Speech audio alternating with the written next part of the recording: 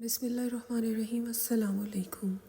عورت کا سب سے بڑا یہ دکھ ہوتا ہے جب اس کا کوئی اپنا، خاص طور پر اس کا شوہر، اسے دھوکہ دے جائے۔ دھوکہ بھی ایسا جسے سن کر ہی روح کانپ جائے۔ مجھے آج بھی یاد ہے جب اماں کو میری شادی کی جلدی تھی۔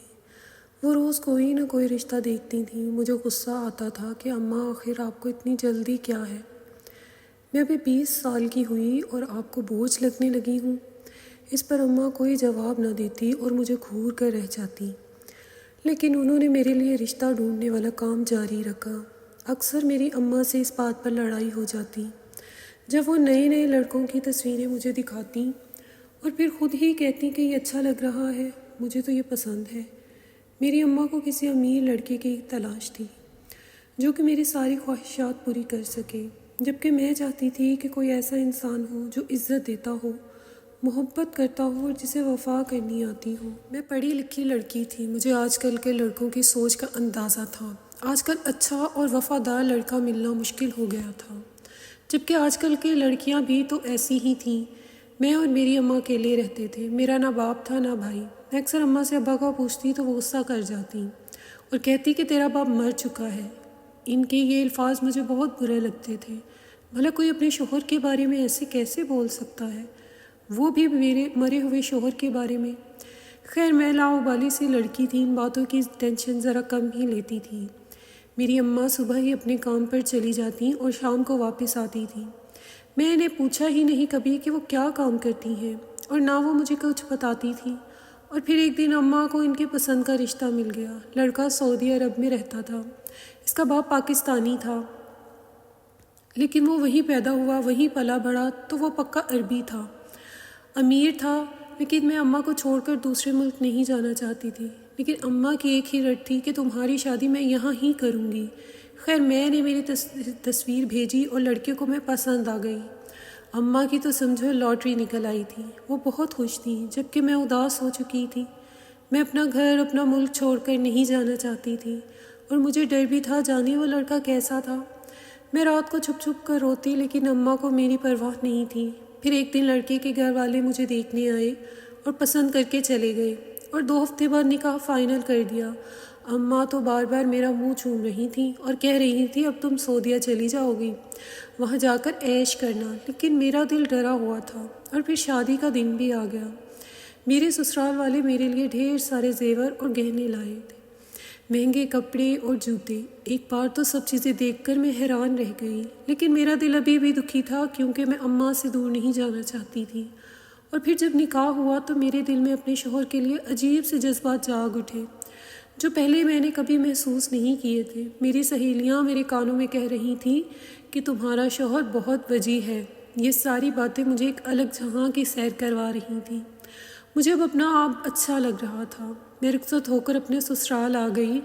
مجھے اماں سے الگ ہونے کا دکھ تھا، لیکن اب میں سمجھ گئی تھی کہ ایک نہ ایک دن یہ ہونا ہی تھا۔ خیر، میں دھڑکتے دل کے ساتھ اپنے شوہر کا انتظار کر رہی تھی کہ وہ آئے اور میری تعریف چند اچھے جملے بولے۔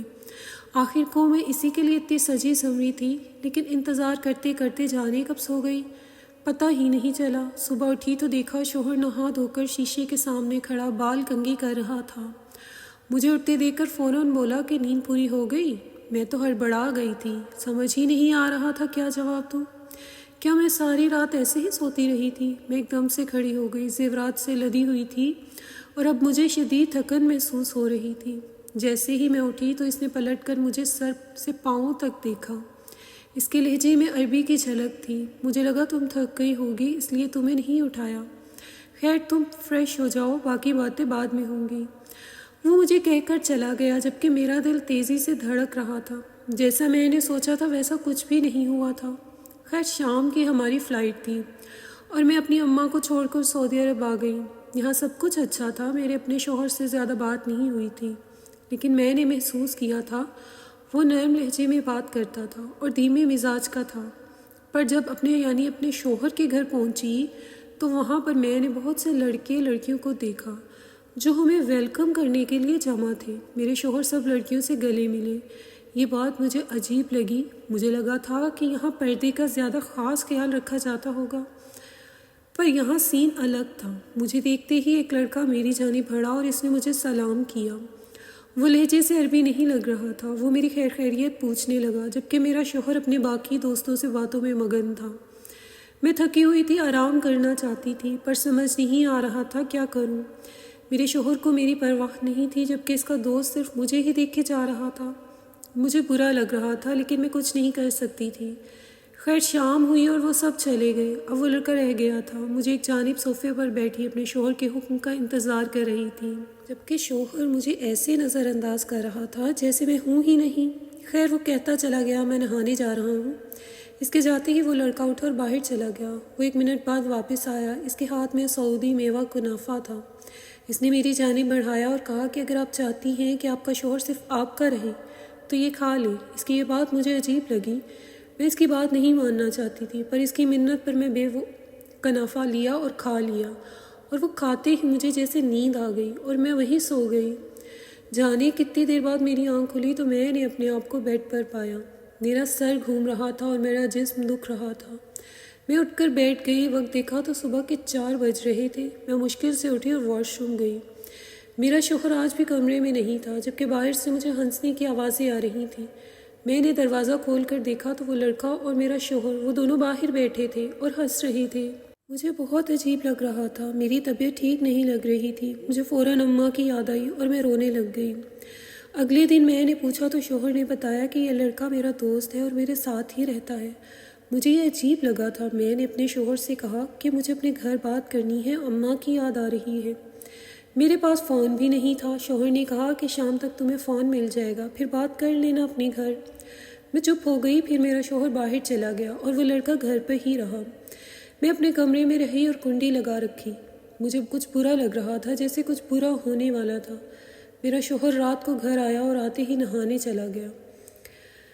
میں اس کے آنے پر کمرے سے باہر نکلی اور کچن میں چلی گئی۔ وہاں وہ لڑکا کھانا بنا رہا تھا۔ مجھے دیکھتے اس نے نرم لہجے میں پوچھا کہ طبیعت کیسی ہے، جبکہ میں کچھ نہ بولی۔ پھر اس نے آہستہ سے کہا کہ بھابھی آج بھی آپ کو کنافہ کھانا ہے، پھر دیکھنا آپ کا شوہر کبھی آپ کے ہاتھوں سے نہیں نکلے گا۔ میں نے اس سے پوچھا کہ میوہ کنافہ کا میرے شوہر سے کیا تعلق ہے۔ اس پر اس نے کہا کہ یہ راز کی بات ہے، آپ کو جلد بتا دوں گا، لیکن ابھی آپ کو میری بات ماننی ہوگی ورنہ آپ اپنے شوہر کو کھو دیں گی۔ اس کا انداز اتنا مخلصانہ تھا کہ میں انکار ہی نہ کر پائی اور پھر سے وہ کنافہ کھا لیا، اور 5 منٹ بعد میرا جسم ٹوٹنے لگا تھا۔ میری آنکھوں میں نیند اتر آئی تھی، جیسے کوئی نشہ کر لیا ہو۔ میں صوفے پر بیٹھی تھی، جبکہ میرا شوہر اپنے دوست سے ہنس ہنس کر باتیں کر رہا تھا، اور آنکھیں بند ہونے سے پہلے جو نظارہ میں نے دیکھا وہ یہ تھا کہ وہ لڑکا میری جانب بڑھ رہا تھا۔ پھر اس نے مجھے باہوں میں اٹھایا تھا اور پھر میرا ذہن تاریکیوں میں ڈوبتا چلا گیا۔ جانے کب میری آنکھ کھلی، پورے جسم میں درد ہو رہا تھا، سر ابھی بھی گھوم رہا تھا۔ میں نے کروٹ لی تو یہ دیکھ کر میرے ہوش اڑ گئے کہ وہ میرے ساتھ لڑکا وہ سویا ہوا تھا جس نے مجھے وہ کنافہ کھلایا تھا۔ میں بچھلی کی تیزی سے بیڈ سے نیچے اتری اور خوف سے اسے دیکھنے لگی، جو سکون سے سویا ہوا تھا، جبکہ باہر سے مجھے ہنسنے کی آوازیں آ رہی تھیں۔ میری آہٹ سے وہ لڑکا بھی اٹھ گیا۔ میں اسے دیکھتے ہی چلائی کہ کمینے انسان، تم یہاں کیا کر رہے ہو؟ پھر اس سے پہلے میری آواز گونجتی اس نے آگے بڑھ کر میرے منہ پر ہاتھ رکھ دیا اور میری چیخ دب کر رہ گئی۔ پھر اس نے مجھے ہولے سے گلے لگایا اور کہا کہ میں نے تمہارے ساتھ کچھ غلط نہیں کیا، میں بس تمہیں بچانا چاہتا ہوں، اگر سچ جانا چاہتی ہو تو خاموش رہو۔ کبھی کوئی مرد میرے اتنے نزدیک نہیں آیا تھا۔ میرا دل ایسے دھڑک رہا تھا جیسے پسلیاں توڑ کر باہر آ جائے گا۔ وہ مجھے اپنے سینے سے لگائے دروازے تک لایا اور تھوڑا سا دروازہ کھول کر دکھایا۔ باہر کا جو منظر مجھے نظر آیا، اسے دیکھ کر میرے ہوش اڑ گئے۔ ایسے لگا جیسے قیامت آ گئی ہو، کیونکہ باہر میرا شوہر ایک دوسرے مرد کے ساتھ شرمناک حرکت کرنے میں مصروف تھا۔ میں تو بے ہوش ہو گئی اور جب آنکھ کھلی تو کمرے میں اندھیرا تھا۔ میں اٹھ کر بیٹھ گئی اور رونے لگی۔ میں نے تو ایسا کبھی وہم و گمان میں بھی نہیں سوچا تھا۔ کچھ دیر بعد کمرے کا دروازہ کھلا اور کمرے میں روشنی پھیل گئی۔ وہی لڑکا اندر آیا اور مجھے روتا دیکھ کر وہ میرے پاس آ کر بیٹھ گیا اور مجھے جی بھر کر رونے دیا۔ پھر اس نے جو کچھ مجھے بتایا، اس نے میرے پیروں نیچے سے زمین کھینچ لی تھی۔ اس نے بتایا کہ تمہیں اماں نے بھاری رقم کے بدلے اس عربی کے ہاتھ بیچ دیا ہے اور وہ تمہاری سگی ماں نہیں ہے، اس نے خود بتایا تھا۔ یہ سن کر میرے سر پر آسمان ٹوٹ پڑا تھا۔ پھر اس نے بتایا کہ یہ جو تمہارا شوہر ہے، اسے عورتوں میں دلچسپی نہیں ہے بلکہ یہ مردوں میں دلچسپی رکھتا ہے، اور ان کے ساتھ وقت گزارتا ہے، اپنی اچھی صورت سے لڑکیوں کو پھانستا ہے اور پھر مہنگے داموں انہیں شیخوں کو بیچ دیتا ہے۔ میں تو سکتے میں آ گئی تھی، مجھے پتہ ہی نہیں تھا میرے ساتھ کیا ہو چکا ہے تھا۔ اور پھر میں نے اس لڑکی کی طرف دیکھا اور پوچھا کہ تم میری مدد کیوں کر رہے ہو اور تم اس جیسے انسان کے ساتھ کیوں رہ رہے ہو؟ اس پر اس نے بتایا کہ میرے ماں باپ نہیں ہیں، مجھے ایک بہت ہی اچھے کپل نے گود لیا تھا، ان کی اپنی بیٹی مر گئی تھی، انہوں نے میری اچھی پرورش کی، وہ بہت امیر ہیں، وہ مجھ پر سختی کرتے تھے جو مجھے پسند نہیں تھی، اور پھر میں سعودیہ بھاگ گیا اور تمہارے شوہر کے ہتھے لگ گیا اور تب سے یہاں اس کے گھر رہ رہا ہوں۔ اب میری اپنے ماں باپ سے بات ہو چکی ہے، وہ جلد یہاں پہنچ جائیں گے اور پھر ہم پاکستان واپس چلے جائیں گے۔ پھر اس نے مزید بتایا کہ تمہیں بچانے کے لیے میں تمہیں وہ کنافہ کھلاتا تھا تاکہ تم بے ہوش رہو اور تمہارا شوہر تمہارا کسی سے سودا نہ کر سکے۔ اس نے ہی مجھے تمہارے کمرے میں بھیجا تھا کہ میں چاہوں تو تمہیں استعمال کر لوں۔ لیکن وہ چپ ہو گیا۔ لیکن کیا؟ میں نے دھڑکتے دل کے ساتھ پوچھا۔ مجھے تم پہلی ہی نظر میں اچھی لگی تھی، پاکیزہ اور شفاف، میں تمہیں میلا نہیں کرنا چاہتا تھا۔ یہ سن کر مجھے رونا آ گیا۔ قسمت میرے ساتھ عجیب کھیل کھیل رہی تھی، یہ کوئی اور جگہ تھی جہاں وہ لڑکا مجھے لے آیا تھا۔ پھر 1 گھنٹے بعد اس لڑکے کے ماں باپ آ گئے۔ لڑکے کی ماں نے مجھے دیکھتے ہی پوچھا تم کون ہو؟ اس پر لڑکے نے ساری کہانی سنا دی۔ میں رونے لگ گئی۔ وہ عورت اٹھ کر میرے پاس آئی اور مجھے چپ کروانے لگی۔ جیسے ہی اس نے میرا ہاتھ تھاما تو اسے کرنٹ لگا۔ میرے ہاتھ پر سیاہ رنگ کا پیدائشی نشان تھا۔ اس نے پوچھا کہ یہ کیا ہے؟ میں نے بتایا کہ بچپن سے ہے۔ وہ دیکھ کر رونے لگی اور بتایا کہ میری بیٹی کا بھی ایسے ہی نشان تھا، وہ گم گئی تھی اور پھر میرے سانس رک گئے۔ یعنی میں ان کی بیٹی تھی؟ وہ بھی سمجھ چکے تھے۔ میرے ماں باپ نے مجھے خود میں بھینچ لیا، یہ میرے سگے ماں باپ تھے، انہوں نے مجھے پہچان لیا تھا۔ میرے ابو کی اچھی خاصی پہنچ تھی، ان کے ہوتے ہوئے مجھے کوئی بھی ہاتھ نہیں لگا سکتا تھا۔ انہوں نے اپنے ذرائع استعمال کر کے میرے نام کے شوہر کو جیل بھجوایا اور مجھے طلاق بھی دلوائی۔ جس عورت نے مجھے پالا تھا اور بیچا تھا، سننے میں آیا تھا اس کا کسی نے قتل کر دیا تھا۔ یہ سن کر مجھے افسوس ہوا تھا۔ پھر عدت کے بعد میری شادی اسی لڑکے سے ہو گئی جس کا نام سین تھا، جو ان کا منہ بولا بیٹا تھا۔ وہ مجھ سے بے انتہا محبت کرتا تھا۔ اس نے مجھے اتنی محبت دی کہ سارے زخم بھر دیے۔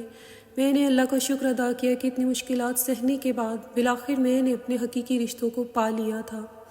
مزید اچھی ویڈیوز کے لیے میرے چینل کو سبسکرائب کیجیے اور پلیز مجھے اچھے ویوز دیجیے اور لائکس دیجیے۔